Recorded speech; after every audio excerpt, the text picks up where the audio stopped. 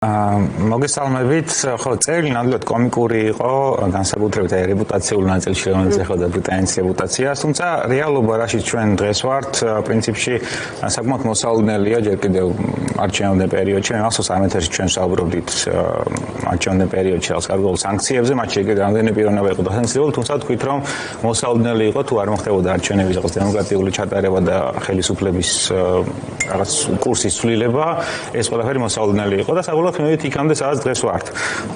აქედან რეალურად აქედანაც საკმაოდ ნათელია ეს პროგნოზები თუ რა მიმართულებით შეიძლება ვერძალოთ ეს სანქციები ჩვენ დავინახეთ რომ დაიწყო და გაფართოვდა სანქციები კონკრეტული პერსონების მიმართ შეეხო მთავრობის წარმომადგენლებს შეეხო მათ შორის ბიზნესმენებს თუმცა ეს არის რაღაც ძალიან კვეთრი სანქცია ერთი ასავიზო და მეორე ფინანსური თუმცა რეალობა არის ის რომ ეს სანქციები არის განგრძობადი ანუ ეს არა რაღაც რომელიც კონკრეტულ მომენტში შეიძლება შეწყდეს და ამით დასრულდეს რაღაც პირების სანქცირება ან პირების წრის რაღაც ზომა შემცირდეს მე ველოდები რომ გაიზრდება ეს სანქციები და ჩვენ უკვე ხედავთ რაღაც ნიშნებს ბრიტანეთის შემთხვევაში ეს წერილი განსაკუთრებით საყურადღებოა ქართულ სერიალს გულისხმობ მათი რეაქციები